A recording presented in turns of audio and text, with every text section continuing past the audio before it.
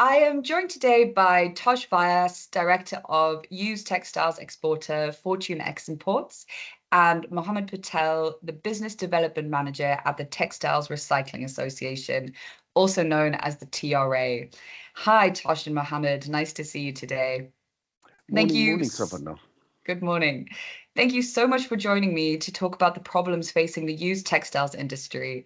So, a bit of background, the media and the industry have been reporting for several years that the trade has been facing numerous crises. Tosh, going to you first, could you outline what the challenges have been and any potential solutions you see? Morning, morning, Savannah. Um, we must have read quite a few articles, bits and bobs in all the media. It all started with Ukraine-Russia crisis. Volume-wise, very little goods goes to Ukraine and Russia, but value-wise, it was a very high value. So that is where it started, follows by Suez Canal or Red Sea, because the vessel was what was taking 25 days is now taking anything between 45 to 70 days because it has to go all the way through Cape of Good Hope. Third point, if you take into consideration, is poor quality of donation coming in. This is average people, including you, including me. If you look at it, we change clothes every 2.5 years. This is all COVID backlog. If you remember, after COVID for a year, in fact, some of the companies are still working from home. So the quality of donation coming is very poor. African currencies are devaluated just like anything. Some of them are devaluated by double, some of them are devaluated by 4 times in the last 2 years. And main reason, one of the main reason is collapse in Pakistan market. Before we were sending goods to Pakistan, we were getting around 10, 15,000 pounds, depending upon the items and all. Now we have to pay money to accept goods. Last, fierce competition from Chinese market, Indian market, Pakistan market. Our wages is $150 per day. Their wages is $150 per month. Now, where there is, if it is 500 pound plus minus, we can improvise. But I don't see any short solution in near future. And coming, adding fuel to fire, comes April, we all will struggle because of huge taxes, pay rise, etc. Back to you, Sabata.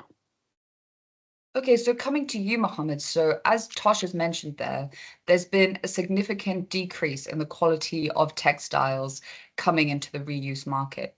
At what point is the quality of textiles so low that it actually can be classified as waste?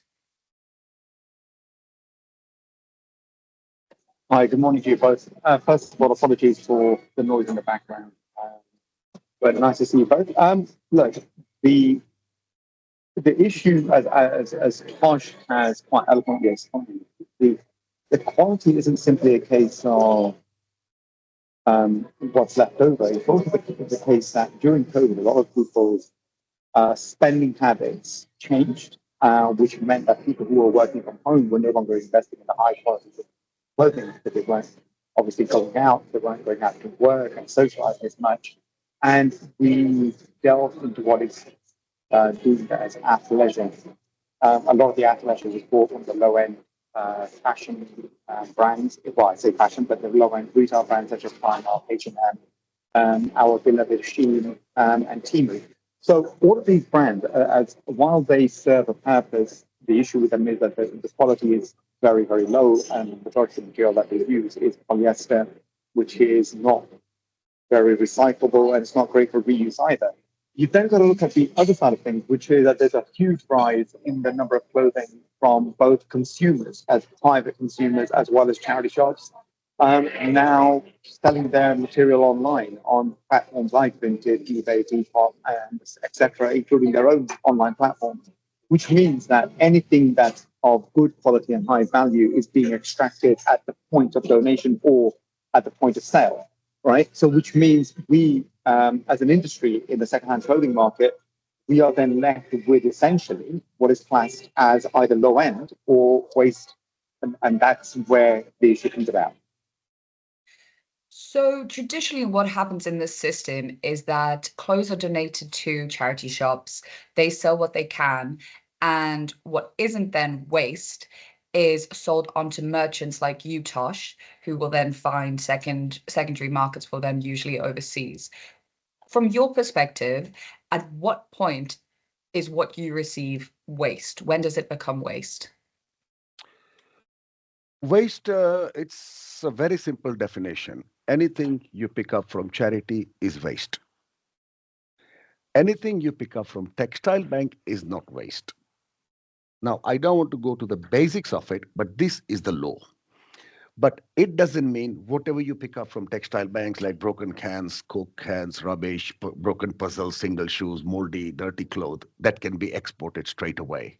Any goods coming in your warehouse, got to check you have to check it properly. You have to ensure no dirty, damaged, mold, soiled, or any rubbish or single shoes is in there. As long as the goods are clean, that's what you can export. Anything you pick up directly from charity shop or from textile bank, you can't just pack it and boom, gone. Okay, and Mohammed, so Tosh has highlighted some of the geopolitical global issues that are affecting the sector. As the association that looks after the industry, what is the TRA doing to assist during these unstable times? So, as a trade association, our powers are limited in the sense of enforcement. Obviously, we can't go to anybody and say you have to do something. We can advise and we can give guidance. What we are doing as a trade association is working. I say working. I would say we're lobbying the various government departments, such as the RAC and DEFRA, to also working very closely with Textiles 2030, with UKRI, UKFT here in the UK, and further afield we work and give guidance, I suppose, and get guidance from the Bureau of International Recycling, which is BIR, and EURIC, so which help to shape the way this industry is managed and molded, and how we can, going forward, look to bring in a workable extended producer responsibility EPR system, both here in the UK and in Europe. Now, Europe are just in the process of launching EPR. UK is still lagging behind on this. But I'm hoping that what we can do is learn from Europe and hopefully roll it out in a more cohesive way when we are ready to launch. So that's where we are at the moment. And Tosh, the same question to you. As a collector and exporter, what are you doing to address the issue? We are working. We have a monthly review with our partners. We ensure that they are compliant as well. We distribute leaflets. We educate the volunteer. We try to educate the volunteers. Some of them allow us directly to do so. Some of them have their own policies. We do not pick up any electricals, any dirty, any damage, any soiled single shoes or anything what is waste. Whatever we get from textile banks, we ensure that it is processed here, it is checked here, and any waste has been disposed legally with evidence. Okay, so that brings me very nicely to my next point, which is that I've heard that the Environment Agency has impounded shipments heading to Dubai and Africa that should contain textiles for reuse, but that have actually contained waste. Can you tell me a little bit about why this might be happening? Blood in water, sharks are circling. Well, see, as I said in my second point, anything picked up from charities or textile banks, you cannot just pack it and export it. Compounding or seizing the container is a very far, far away word. First comes inspection. Any containers are scanned. If they find something in scanning, they'll look into it. If they look into it, they find something suspicious, they will inspect. They'll ask you the question. And if you can't answer, that's where you are in problems. Clothing, if you export the clothing and shoes together, it becomes waste. Clothing falls under HS code 6309. Shoes fall under the HS code 64. So these are two different HS codes, two different products. You cannot just mix it. If you mix it, it's waste. If you export anything dirty, damaged, mold, or wet, or rubbish cloth, that is waste. If you export any rubbish shoes, single shoes, that is waste.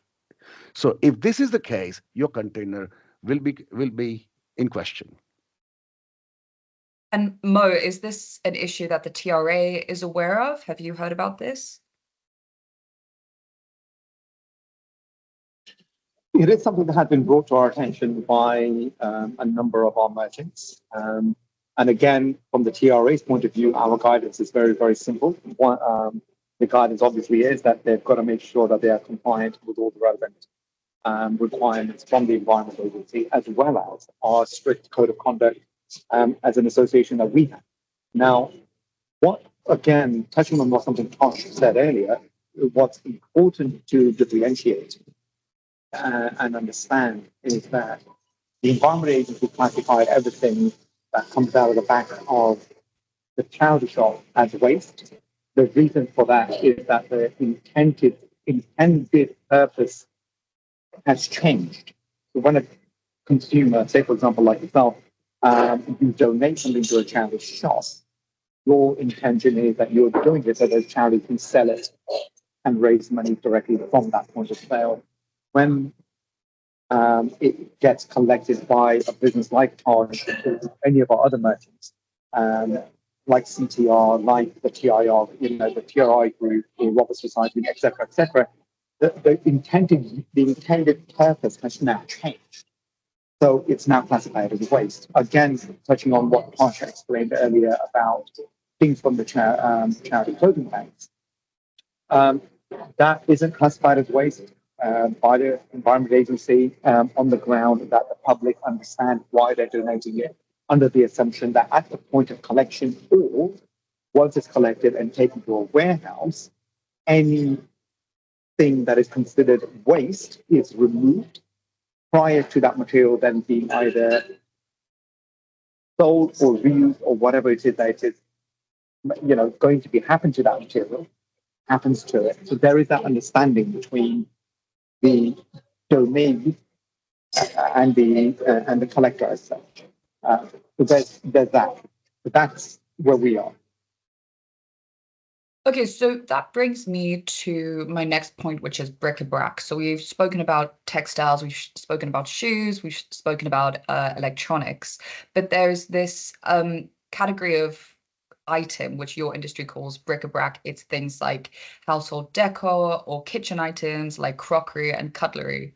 Mo, what are the regulations around this kind of material? Can you collect it?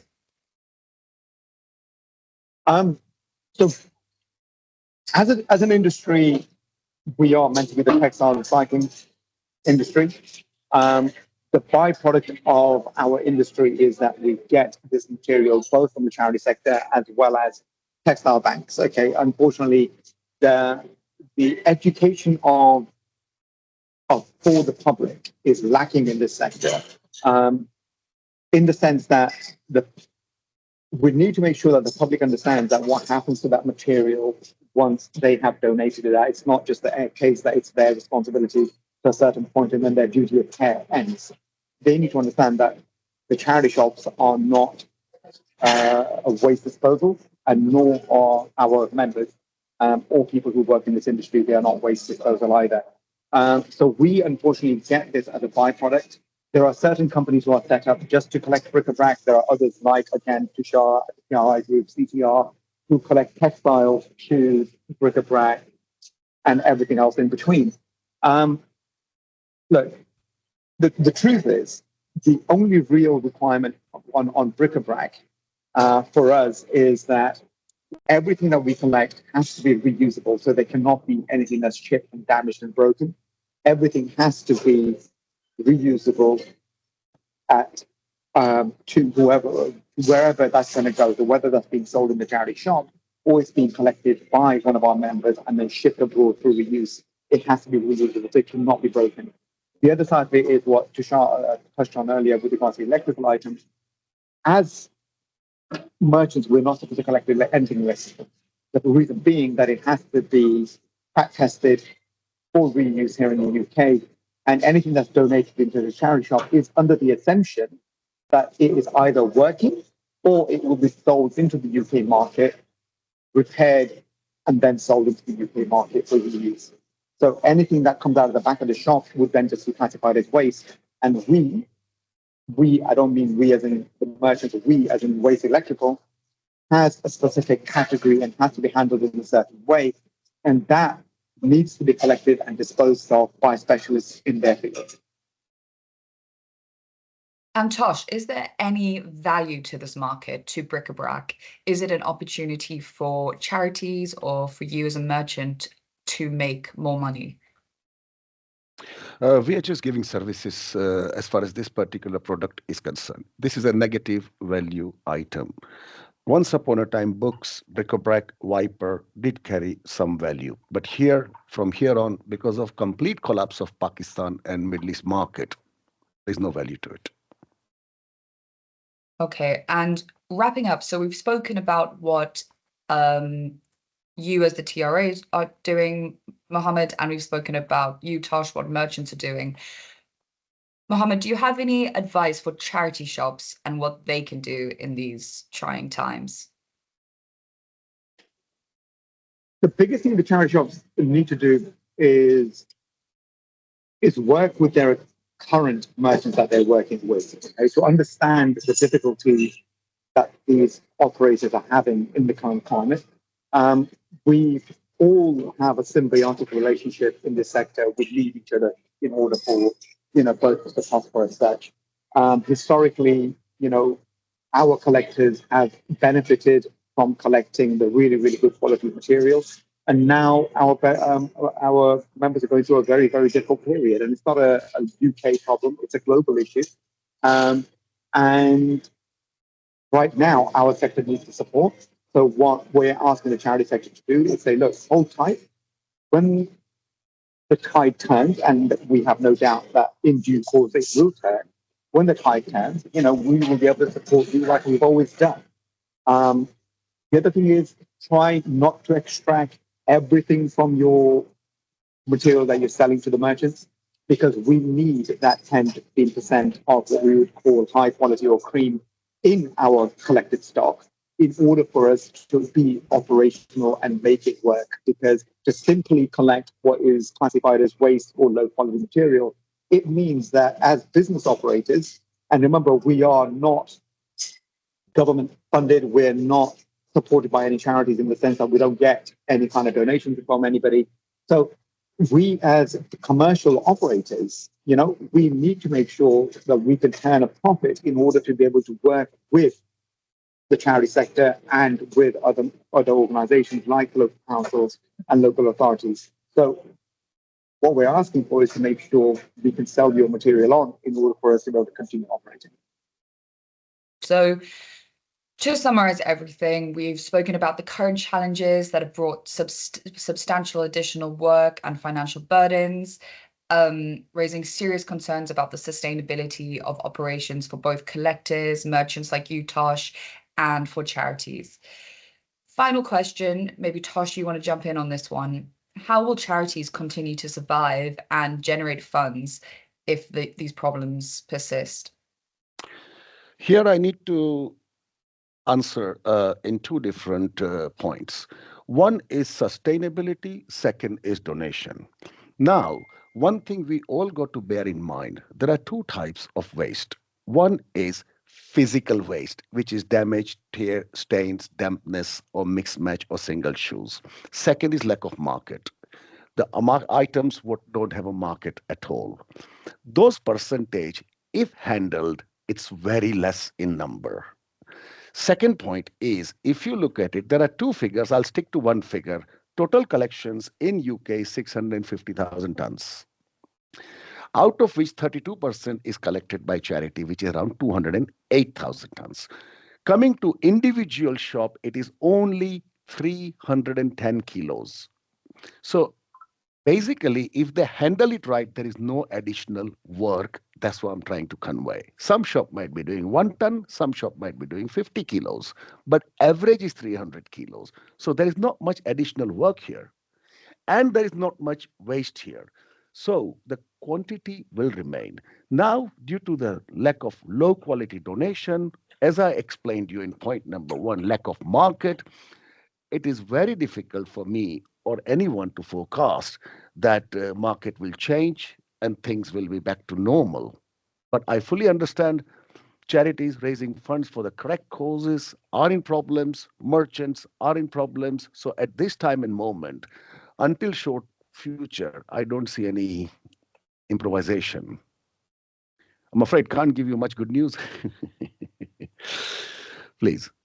Okay, well, thank you so much to both of you for joining me today. I hope we've highlighted a lot of the issues and made things clearer for a lot of people. Thank you very much. Have a great day. Thank you both.